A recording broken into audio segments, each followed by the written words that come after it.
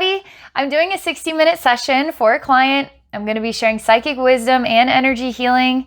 If you are interested in working with me one-on-one for a psychic session, you can go to my website. You can book a session there at abbeynormalswisdomquest.com. I'm also doing live group experiences, really worth checking out. You can go to my website to find out more. You should consider joining Patreon. There's a lot going on there, plus reduced cost sessions. If it interests you, go to patreon.com/abbeynormalswisdomquest. All right, I'm going to get down to business here. And I want to thank you so very much to the client for booking this session with me, for giving me this opportunity to connect with you today, and for sharing with us here on YouTube. So I'm going to read your goals out loud, and then I'm going to get started. You say, I would like to heal from all my wounds, align myself with my divine presence. What is my purpose on earth, and how do I apply it 100%? Okay.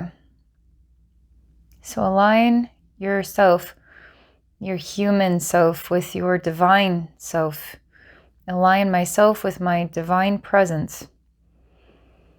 Heal from all wounds.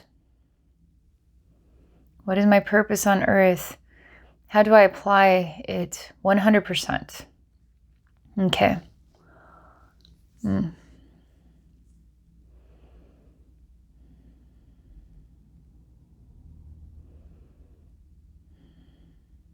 All right.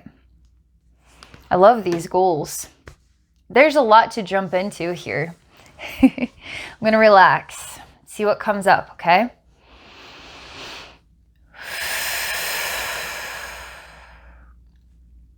Healing wounds, aligning with your divine presence. What is your purpose on earth? How do you follow through with that? 100%.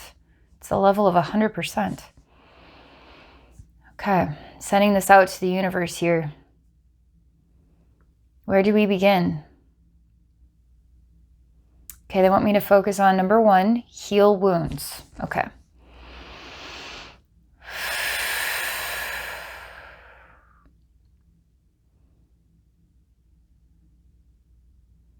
Oh man. It's got a creepy, fun beginning. It kind of reminds me of a pumpkin that's been shot with bullets. And so it's got these, it's cored out in these little holes everywhere. And it's like a black material, kind of reminds me of like a pie crust, or like if you open up a pumpkin, it's got this it's almost like this hollow shape, right? And then you have this in the inside, but that's the first thing I'm walking into. And there's the sound of like scurrying rats, okay? And it's dark everywhere. And there's dripping noises, okay? And it's wet.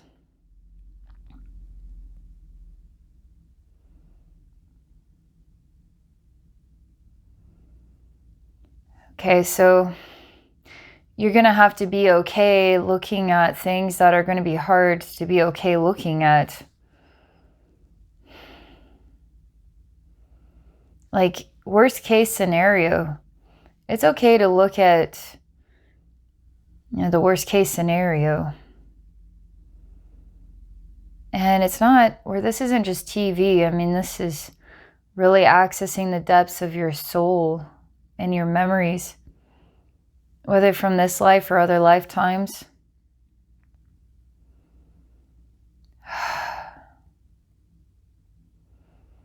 It's almost like the mind and our coping mechanisms, and how do we work through coping with difficulties, traumas, soul level stuff that's unbelievable and absolutely disturbing. How do we begin to heal all of your wounds? We're going to have to adapt your mind to being able to cope with sometimes what could be incopable. So how do you heal something you can't even cope with in your mind? It's easy to just put that in the back of the mind in the vault, and we just keep moving forward. But we're going to have to open that vault up and bring things forward. And it's safe to look at these things. And right now, vibrationally, I feel like I'm connected to a TV level experience. Like, I can cope with whatever I'm watching, and if I don't want to watch it or if it's making me uncomfortable, I just turn it off.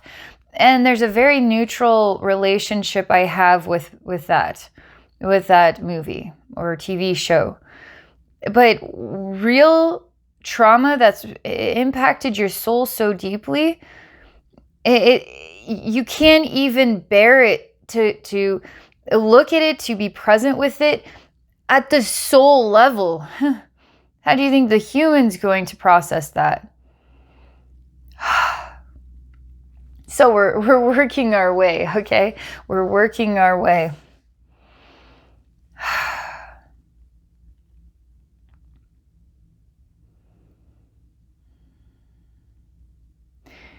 And there's the next concept of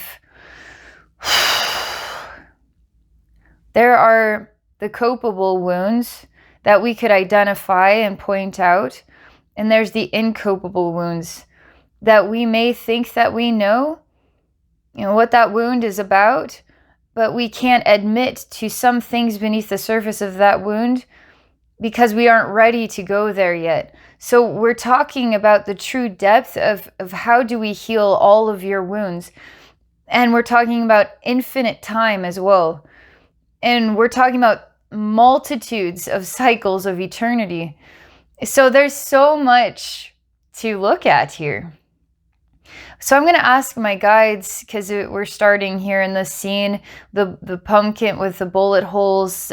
But I mean, I'm literally in like an underground place, and the material of the walls has been shot up, shot through. There's holes in it.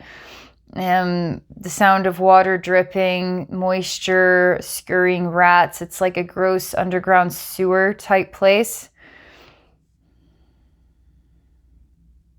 So what is one wound that we could heal that would profoundly move and shift a mountain, a huge magnitude of self-awareness of your life path, is going to give you a major edge, is going to give you an epiphany, is going to support a wow event of gratitude and major new steps for you.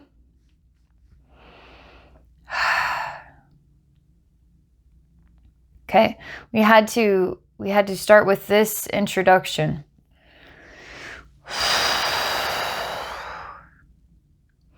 Even still, I feel like what I'm tapping into, it's like where I want to go, I feel like you're not ready to go there with me. So I have to find at what level that we can go into something truly desperate, despair, anguish, horror of the worst kind, okay? So that we can heal this, okay?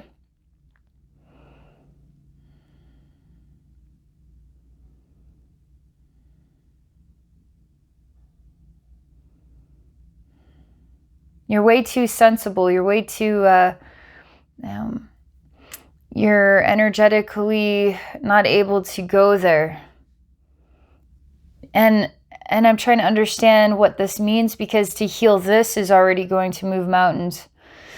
And I feel like it's the difference between how we can see things like a movie and then how we can endure being present in something that is absolutely, it's like inexcusable, the worst kind of memories, whether that was this lifetime or other lifetimes or both. So I need to get this part of your how you are viewing to be present in the heart, so it's a multi-dimensional relationship. I mean, it's truly, deeply, profoundly impactful, because now we're at the soul level. We're healing something profound for you at the soul level. All this communication is talking to your consciousness right now, okay?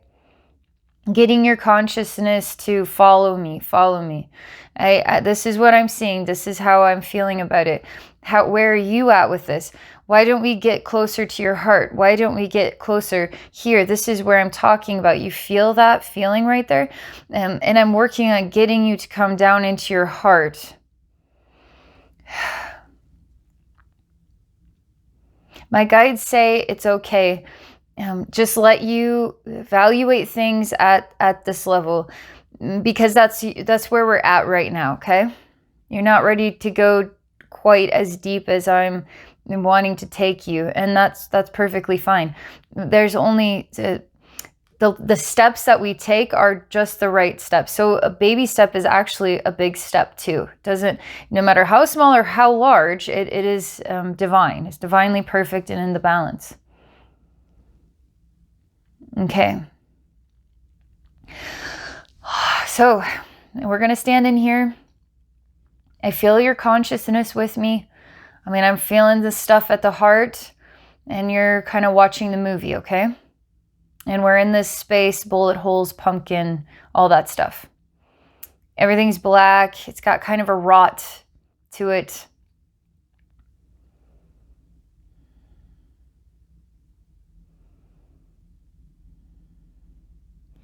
Interesting. This is so flipping cool. I wasn't expecting this. I can't even speak because it surprised me so much. And it was cool. You didn't speak to me. You were talking to me. But you did not talk to me in anything that made any sense. You spoke to me it's some other strange intonations and sounds, okay?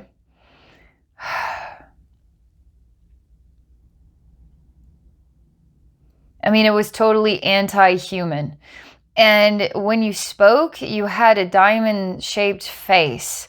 And the energy releases from basically a sphere ball of a head through the sphere ball of a head into a diamond-shaped, basically light that is projected from the face, becomes a face, expresses these intonations and sounds, which are kind of like, I would not be able to recreate these, by the way. It would be, maybe if I had a synthesizer, like I could maybe recreate these sounds, but it also kind of comes out in colors too. But you're speaking to me in these buzzing noises. Bzz, bzz, bzz, bzz, bzz, bzz, bzz, bzz, like this. And this diamond is vibrating, and the more that you like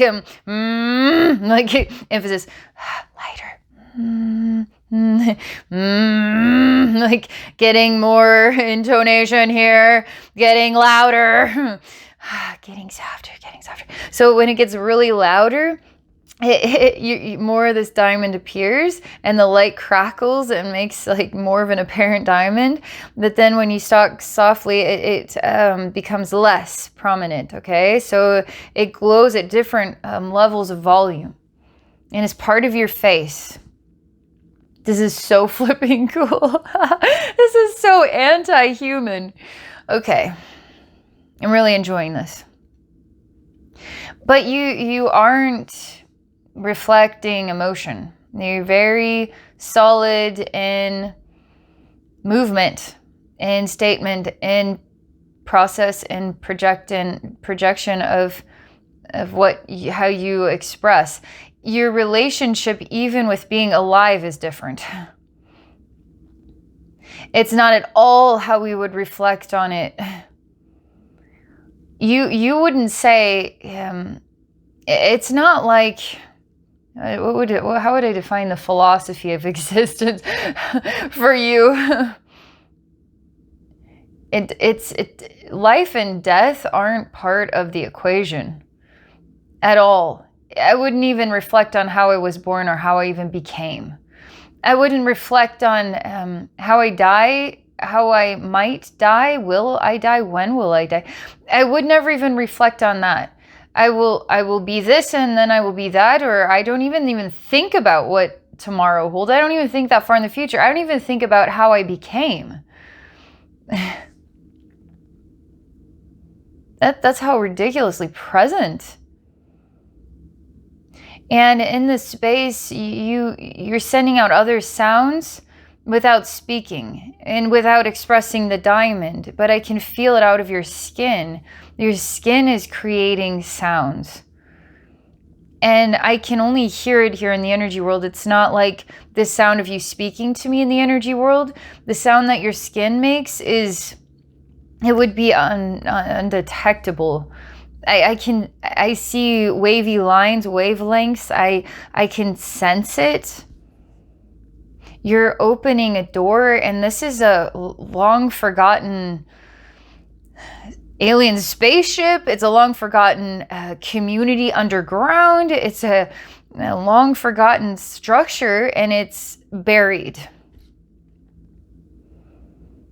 And you needed help getting back here. That's what's coming to me right now. But I want to keep following this through, okay? Because the more that we let go of, it's like the bridge between what we are familiar with, how we build an understanding as a human. Now we take that, just erase it, and now we're going to work with anti-human.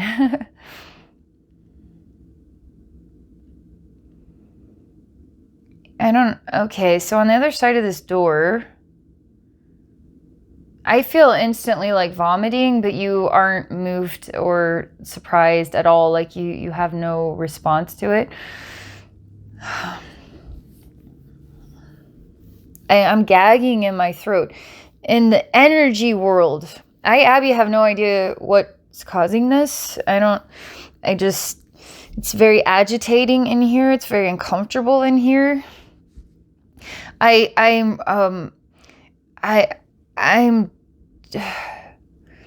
It's like being disoriented by something so profusely horrific. I don't know how to understand that yet. Abby, don't know how to understand any of this yet. I'm just telling you that it's agitating me a lot. I'm experiencing myself wanting to puke in this space. I'm having a hard time coping with what I'm looking at in this space. While you, as this other anti-human being, are completely not fazed. Don't even bat an eye about it. Like no big deal, like totally neutral. Almost robotic, emotionally robotic. Like no emotion. Don't need emotions. I gotta try to understand why I'm reacting like this. I see a table, and it's, I guess you could say, very elongated oval shape. What are like chairs where people would have been sitting. And let's say there's 6, 7 chairs. It doesn't completely come oval at the closest part is just cut off there. Nobody sits there. This is where we're standing, looking 3 and then 1. It looks like their bodies became, I don't know, trees without the tops. They're just like branches that grew out of the bodies that are sitting in chairs. And this is old. This is old, long forgotten, and it stinks. And it's almost like I experience terror. I experience great terror.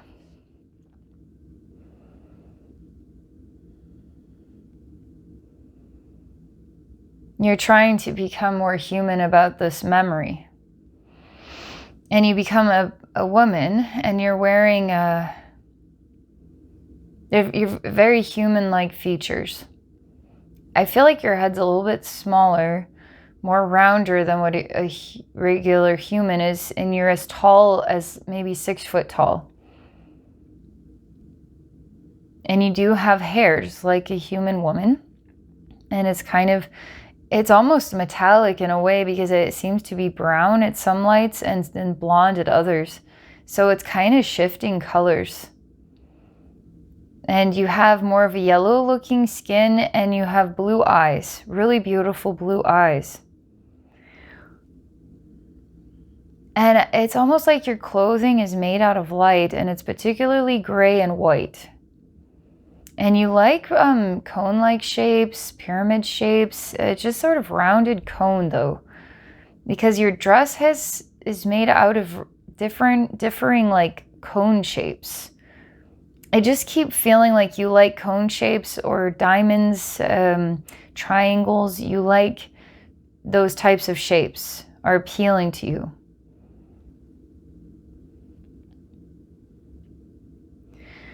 And you say that you need to die now.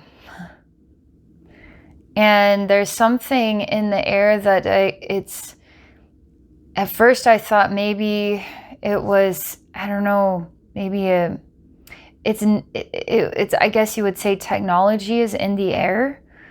And the technology can break down, it can change atoms, it can change DNA, it can change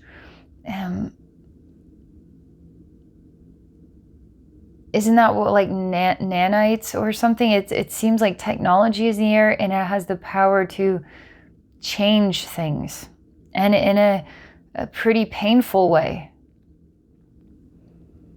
And you can't see it with the naked eye. You can't see it.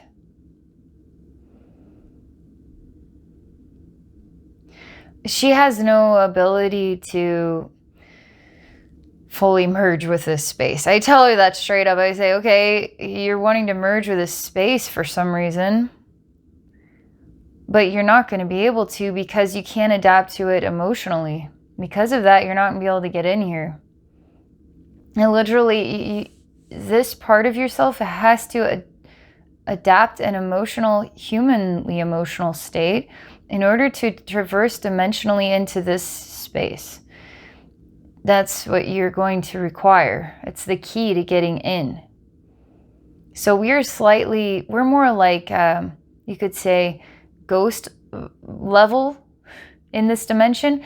And to be physically present in this dimension, you're going to require an emotional tool. And that's the key to traversing from ghost level to physical here in this space.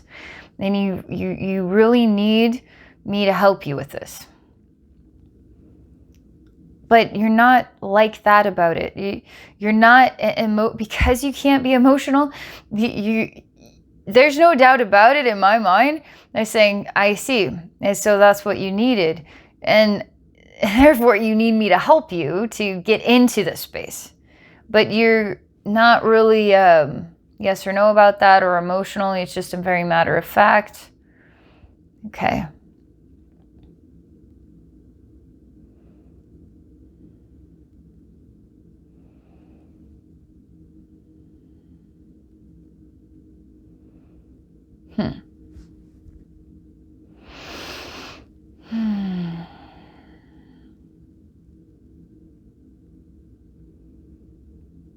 This is getting strange, but the technology is going into one of these, I guess, branch-like forms, just sitting in a chair, and is animating it, and it's bringing that corpse back to life so that it can communicate with you. But it's not really acknowledging me, though.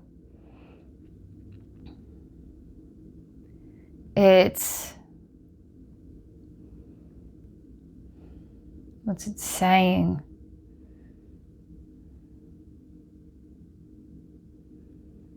I'm trying to interpret your relationship with this, because I feel like it has got more of a sinister nature, but because it is technological, it doesn't necessarily express real emotion either. But it seems like it is leaning in the direction of it is a creator, but it is a destroyer in order to create. But what it creates is terror or chaos. Is it an emotional state to create terror and chaos for this technology? Or is it just what it is? And why is it that she needs to be in here what is her relationship with this? I'm gonna throw something random out there. I'm gonna say, you are this technology. You are this.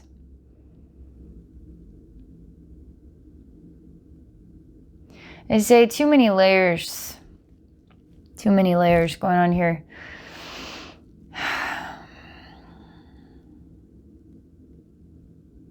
Because when I state that, and truly we are everything. And so yes, I am not wrong in that statement. Therefore, you truly are facing a part of yourself that is completely emotionless, a technology. The technology is on the sinister side. It is creative, but it is destructive in order to create. What it creates is chaos and terror. Yes, you do have a connection with this, as we all do, okay? So you can't deny there is a mirror that is in this technology of terror. And you are visiting then yourself.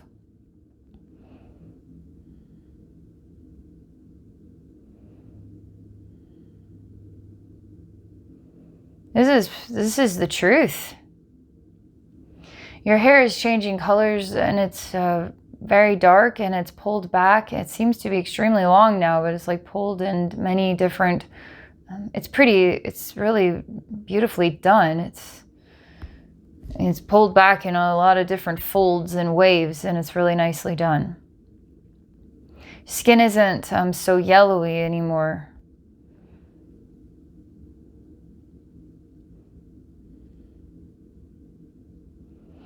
And you look like you're getting older now. I mean, you're getting older quick. You remind me of, what is her name? She's like an older teacher in the School of Witchcraft of Harry Potter. I can't think of her name. You look like her. You're starting to look like her.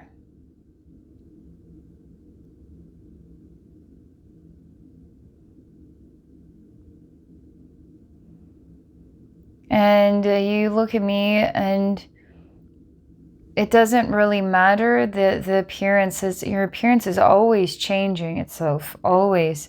It never stays the same, because even as you get what could be described as older than old, you suddenly be whatever age, but you seem to choose forms that look more human.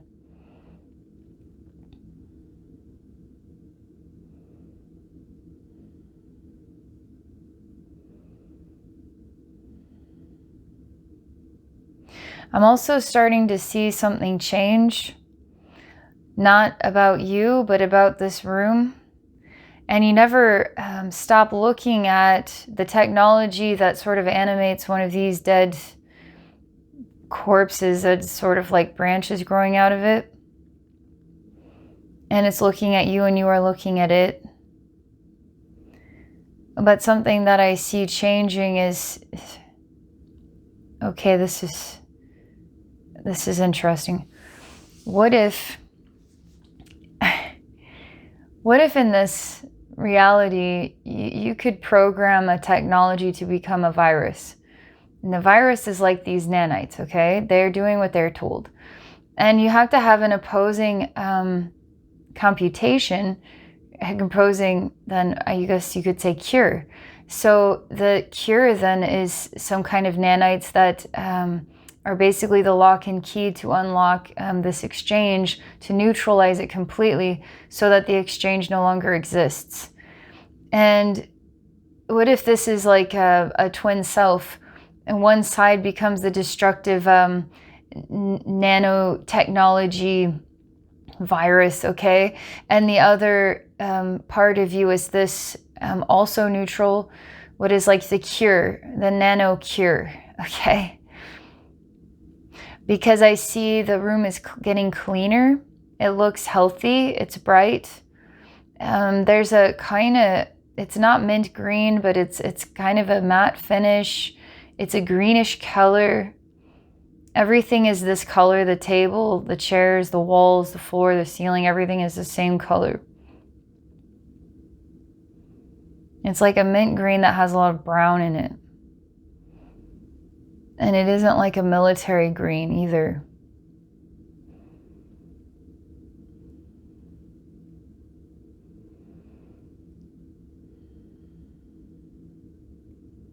This is good.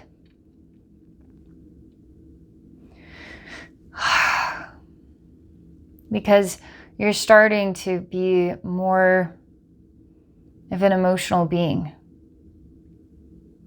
And this is pretty darn vulnerable, because I see the technology that animated the body still here is a male representation, you're a female representation,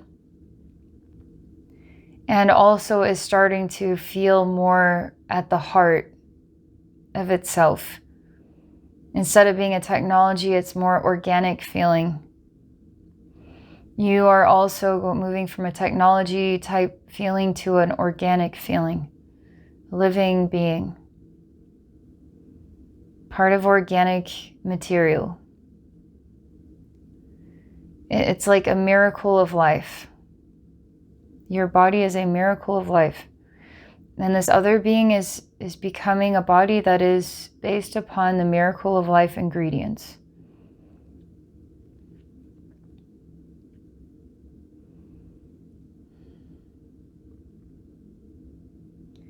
And as you both become more organic, I start to notice that some things in these walls do not want this at all.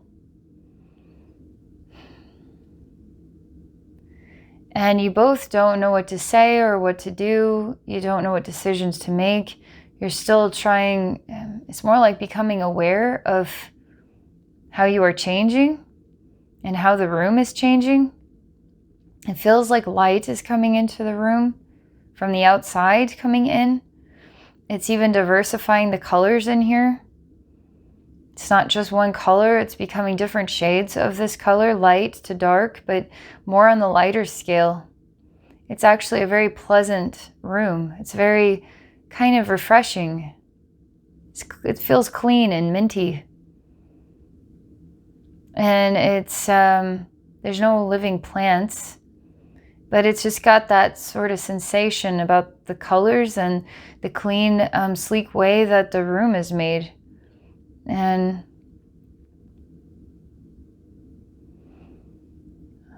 the walls, though, are bubbling and they're aggressive.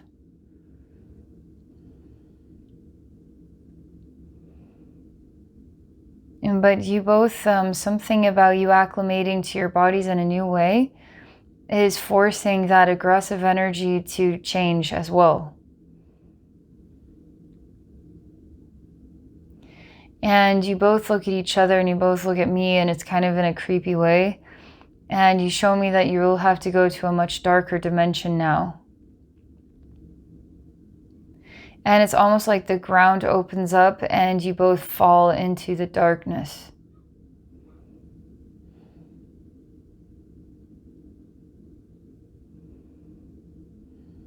And you lose one another. And this type of pain is not known to either of you. You don't know how to understand it at all.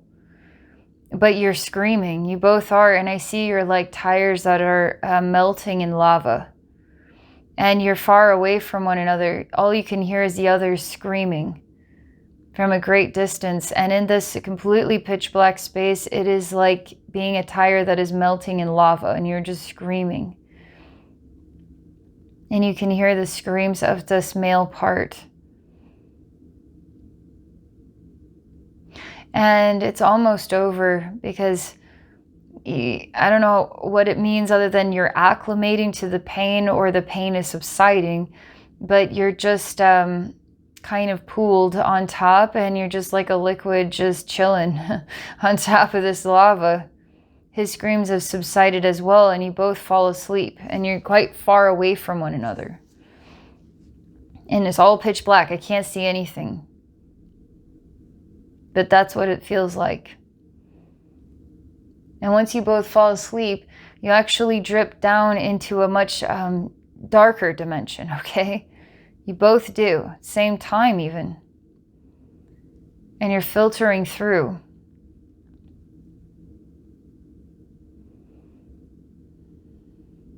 I will be honest with you, I feel like where we began was really lacking in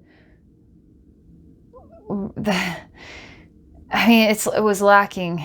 It was lacking in the dimensional flavor and meaning and depth and profoundness. It was interesting, no doubt about it.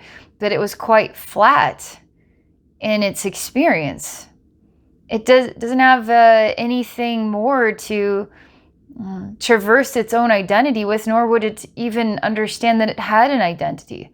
That's how flat it was.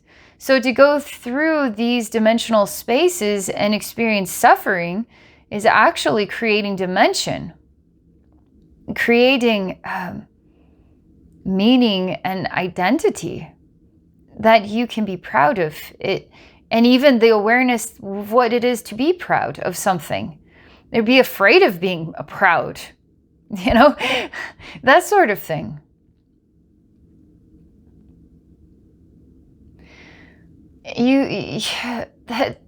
Because there's an attraction thing going on here, magnetically attracting your next learning, you can't understand this suffering. So it's very hard. So what you attract next, you don't attract other beings or souls. You just attract basically nothingness. And what you're trying to accomplish at a higher dimension is to really diversify the depths of your soul through having lifetimes. I mean, we could say that this is a very good version of a beginning, starting point to your soul. But to interpret that beginning, you must have lots of lifetimes, and you must grow like the tree, and you gain your branches, and you become full, and we marvel at you, right? And you're wonderful. Like you always were in the beginning, as you are now, as you ever will be. Like always wonderful. And I feel that in this cycles of eternity, is soul paths, and I feel that a longing for dimensional diversity of a soul awareness, self-awareness, identity, that sort of thing. And you don't feel like you have lost a part of yourself, the male side. However, I know in time it will come to you that something is going to feel like it's missing. And it's going to come to you once you live enough lifetimes. And it's going to be him and vice versa. And it's interesting because it seems like you parallel one another in different spaces, but you take pretty much the exact same path.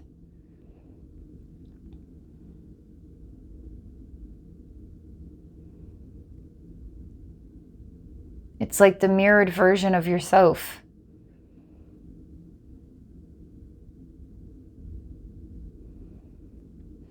There's a comfort to this message for you.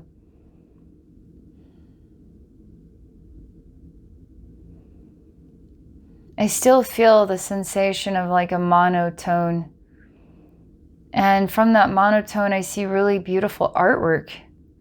Strange that such a monotone could create so many colors and shapes, and to blend them together to create what is the beautiful images of life.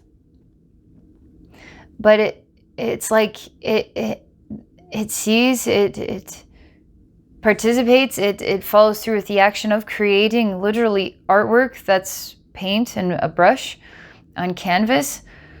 But there's something strange about how this is achieved without the sensation of heart. Because I still feel a monotone in the heart, and still feel a sensation of this nanocure representation, okay?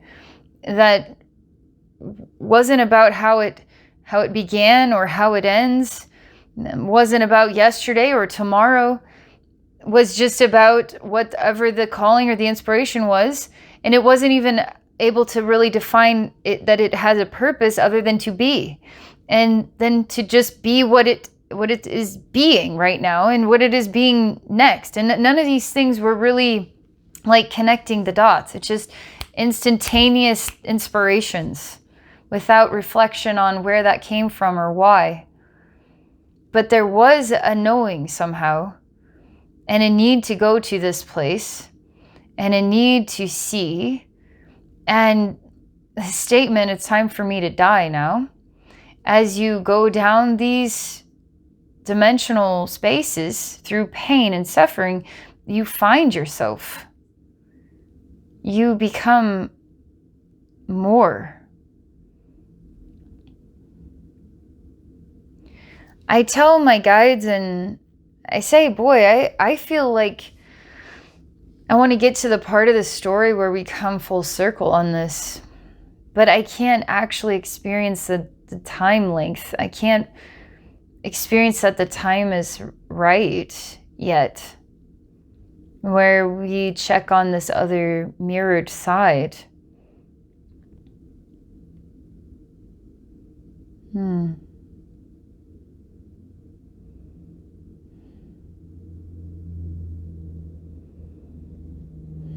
What I'm going to do is I'm going to take everything we've seen thus far, and I'm just going to set it over here. And I'm going to go to question number 2, okay? Which is about aligning yourself with your divine. Align myself with my divine presence. Align myself with my divine presence. All right. I'm going to start with a brand new experience, okay? And then we'll come full circle on where we once were. Okay.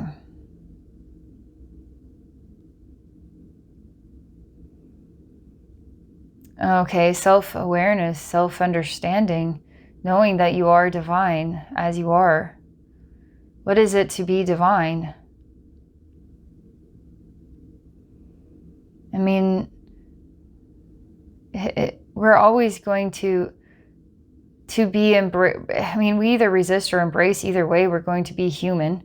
I mean, we're in this lifetime right now. Whether we resist it or we embrace it, we're going to be human. What kind of human do you want to be? What kind of human do you admire? What kind of human makes you cringe? And why do they make you cringe? It's like this echo comes to me about I want to have more of a vast awareness beyond just this human world. I want to remember about myself. You see other lifetimes, astral travel, all that. But give me a moment here.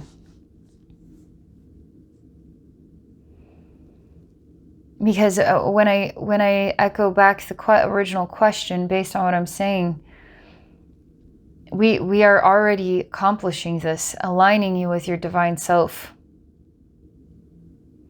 And your divine self, it comes from all that you are. You could say it comes from the heart. That's a kind of an expression, right? When we speak from the heart, we're speaking from the purest parts of ourself. We deeply care.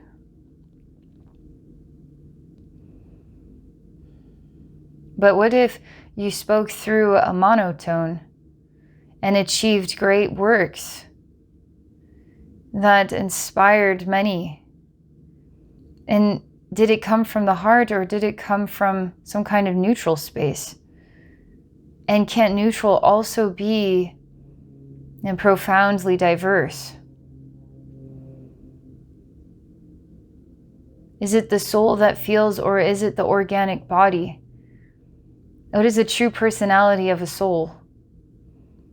Or is it the human that develops a personality through the DNA and the parents and the society, the organic world? if you want to call it that.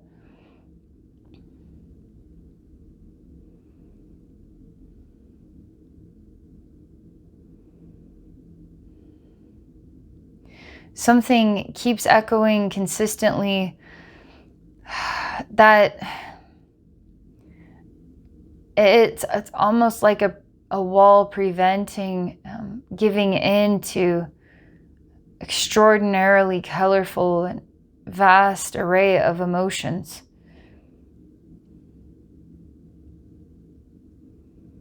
I'm going to test this. I'm going to test you. I'm going to go back to the original scene where we walk through the door and I see the horrific sight. But I see you and you have like blonde hair and it looks brown in different shades of light. And then you have the blue eyes and this like kind of pale yellow to your skin. And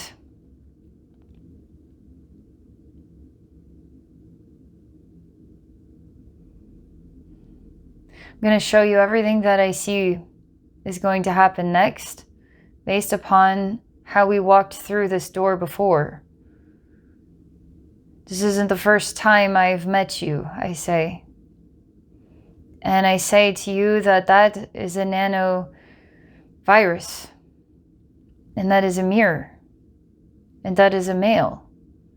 And you both will go into a space where you will be screaming in pain. And from there you will go into deeper spaces. And a part of yourself is speaking from Earth and wanting to achieve these goals. And I'm here to challenge you to explore emotions with me, because to truly traverse dimensional planes, you have to become dimensional yourself.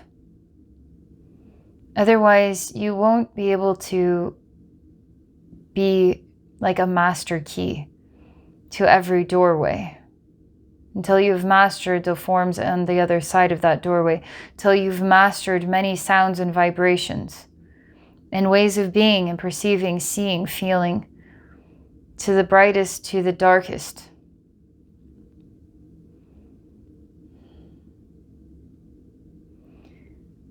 You start to pull up other pictures of faces,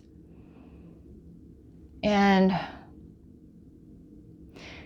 you somehow alter your chemistry and you kill everything in the room.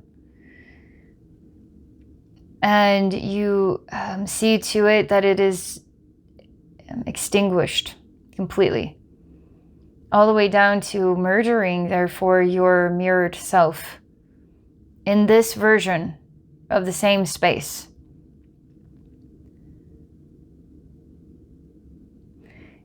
And then you say it is the only way. I say, do you suppose we will go back through the floor and you will be screaming, but the only scream will be only your voice? Or something else will happen. And you're able to tell me that you didn't like how it went the first time. And you're exploring what the meaning of having control, making decisions based on being in control. That the other mirrored side is not to control you. You want to decide what happens next. Not you both decide at the same time to have equal parts, but for one to make a decision for the other, even to extinguish the life of the other. And none of this is spoken as though you've adopted some kind of dark side or anything. It's all very matter of fact.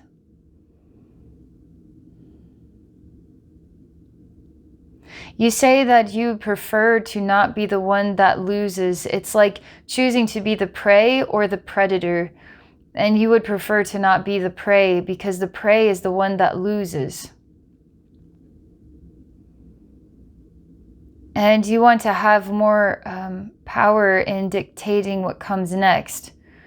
And I know where that comes from is wanting to play God in an incarnate state, to individualize yourself as a powerful, as opposed to others that then would be beneath you. And I tell this part of yourself that she's actually learning quite a lot of interesting things. Because she can't understand, for instance, why I wouldn't choose that path, because I understand why that path is not appealing to me. Because I already understand that path.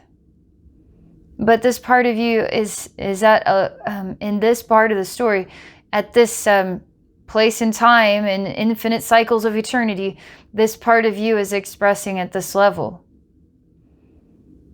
I start to notice that she's played the role of prey and prefers the role of predator instead, and does not want to return to roles of prey. But when you choose to play predator for long enough, you will have to balance it out with the opposing side, because now we're starting to look at this side or that side. We're moving from neutral to diverse. She starts to realize that when you play predator enough, because we're already traversing time, she learns that when you play predator enough, you wind up alone. You will play predator to the point that you will extinguish the life of everyone around you, almost obsessively and addictively so.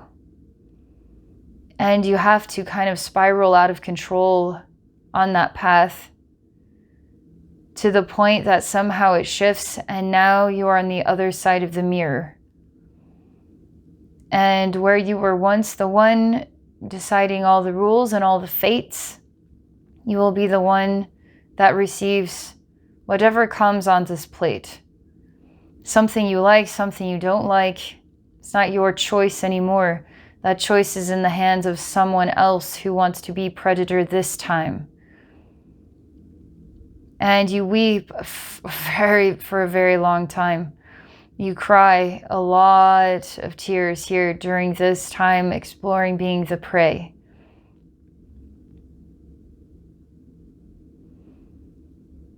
And it actually helps you to feel in your heart. And you learn compassion.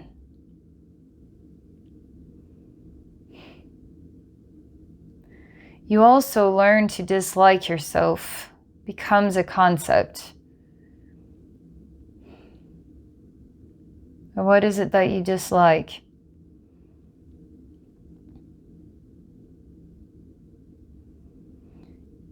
And it honestly reflects as the feeling of what it is to be alive is the feeling of what it is to be me.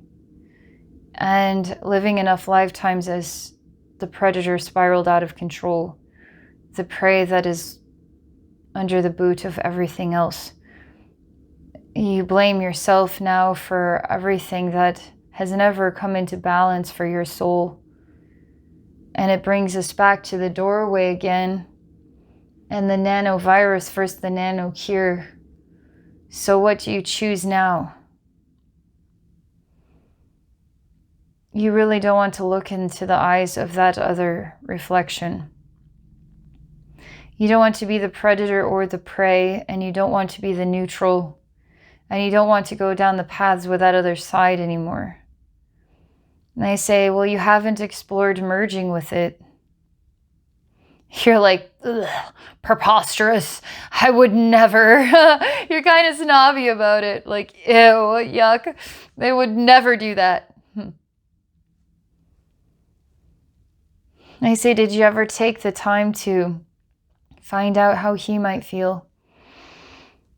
Or is it just about yourself? Because that's yet another dimension of awareness. It takes time to build it. To realize that you're living in a world full of people where you might, it doesn't matter if you're number 1 or number 2 or number a billion or in importance. And that all human beings or all plants or animals or the balance of life itself is more important than yourself. Is a selflessness. To find out what he thinks or how he feels may be the next step. And this is important because we create a space where you're allowed to just vent, because what comes out of you is a lot of anger and blame, okay? So you start to kind of grow really long black fingernails and you start to rip at him. And I start to kind of echo to you that who are these other people in the room? And you kind of laugh because they were all weak. And you start to realize you have one too many voices in your head, and one too many memories, one too many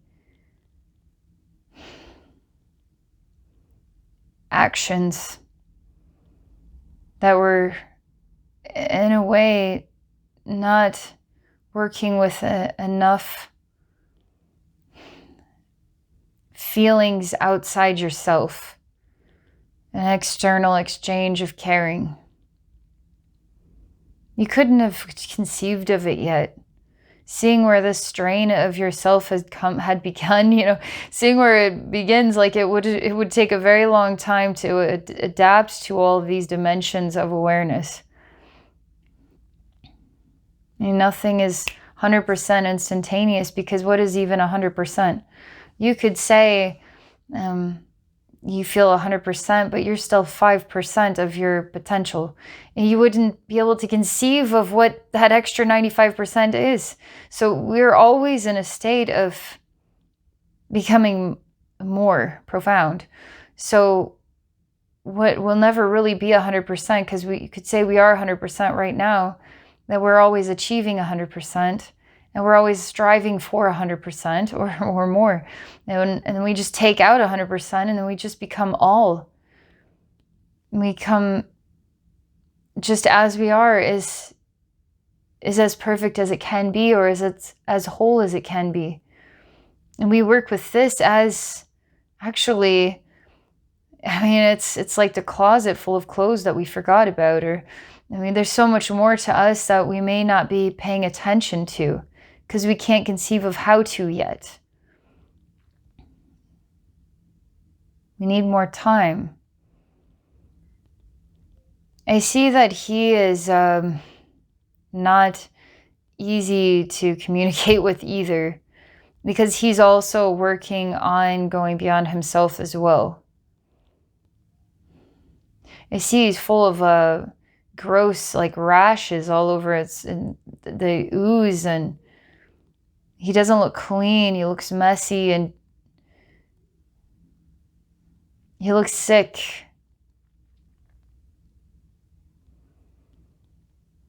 I see you both are looking at each other in the eyes. And you both revisit a memory from long ago. And these chairs had thriving people in them. And you forgot that you were once one of these thriving people. And somehow you became altered to be forgetful, in a way, of what once where you thrived, you now lack. You distorted your truth to becoming neutralized, to having a task and a sole purpose. And through that, you actually started a brand new stage of cycles of eternity and growth for your soul, which is just an offshoot from an original branch that had already attained some level of extraordinariness, now was able to, you could say, reduce itself down to something simple again and go through the process all over again of self-discovery. And here you are again, coming into this room. And now what does it mean to you?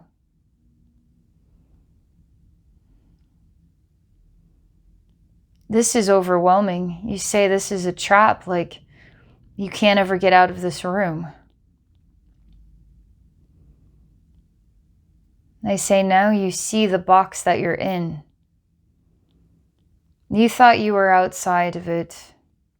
You thought you were going in, resolving things, but it was always the box you were inside of. then now you can see the walls.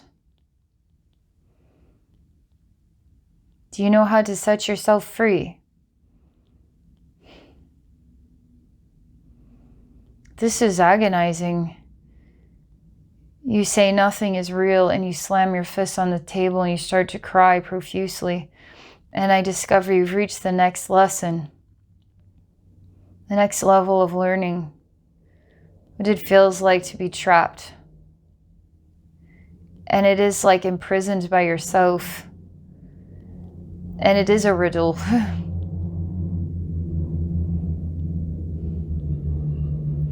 And I hear echoing in the walls is what you... How do I want to put this into words? It's almost like stop looking for the solution. Stop. But that's not quite it.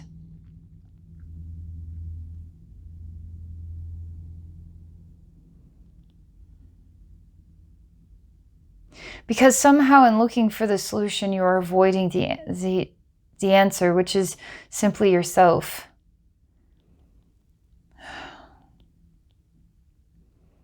And I show you something. I say to become the chairs, to become what remains in the chairs, to become the mirrored reflection of yourself, to become the table, to become the colors that change, to become the light, to become all the versions of yourself you'd ever been before and ever will be, to become the walls of the box, to become the meaning of it all as best as you can comprehend it.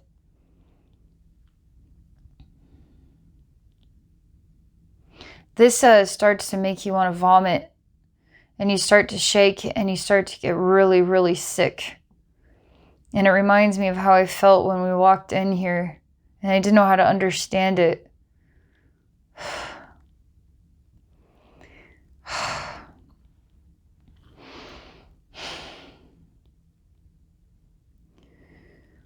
So I just tell you to just go with it.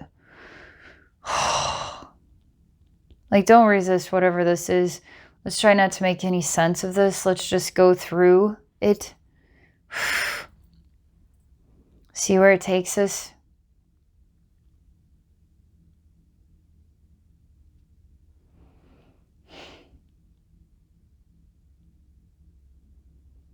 You say that I don't need any of this anymore. Not because of any reason. You say that you became yourself. And the way that yourself feels is actually without thought, but yet full of meaning. Without any real definition, but full of expression. Without even having to express anything. And you cry in joy and sadness and awe and only a pinprick of time took place, even if it felt like freaking 6 cycles of eternity or something. And when you merge with your higher self, because you remember. But here in this state, it's like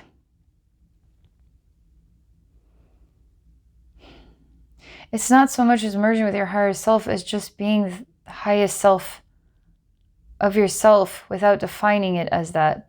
It's almost like that in and of itself is creating a disoriented viewpoint.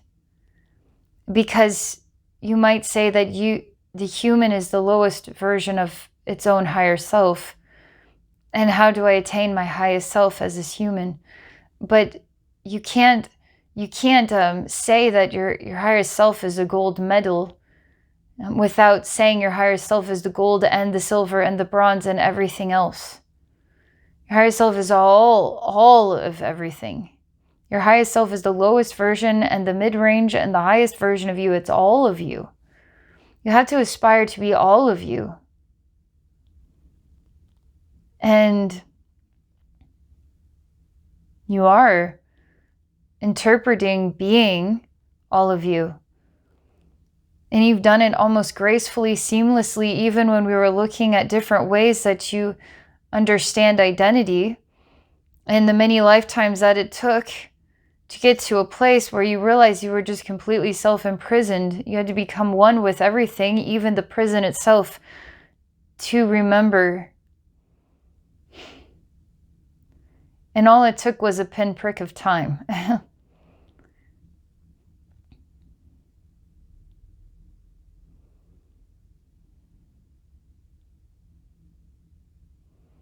So now what?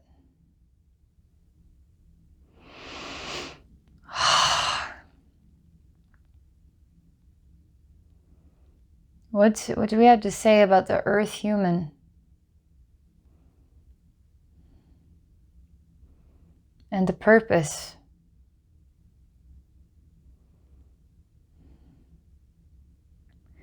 Your higher self says, and this is also your lowest self and your mid-range self, your all self, let's just say, which is also coming from inside of you, is saying to embrace yourself completely. You are the key to your own locked door.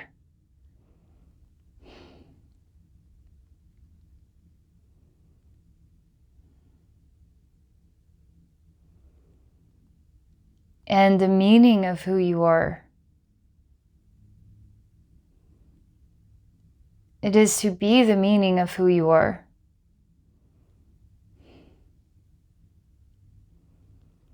And that is to what?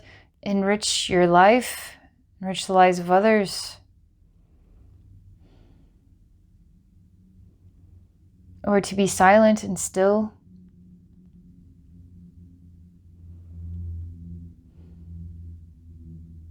To just live a human life. To wonder, to be confused by life. But this here is really helping you to adapt, energetically experience and feel and just be completely you. And everything else still is a bit of a mystery, but this here is going to help you feel as something silent, peaceful, and awing. And it is your soul that you're hearing. When you feel that, it is the feeling of your profound soul. It's pretty incredible. Wow. What a process, huh? Thank you very, very much for this. I'm like so moved by this. I mean, I felt the return and the many lives and the cycles of eternity and the simplicity of just merging with this bam pinprick of time. Oh, wow. And I did it all, but I did this. It's just so surreal, you know? That was extremely enriching for me. Thank you. And thank you everybody for watching. Hope you all have an incredible rest of your day.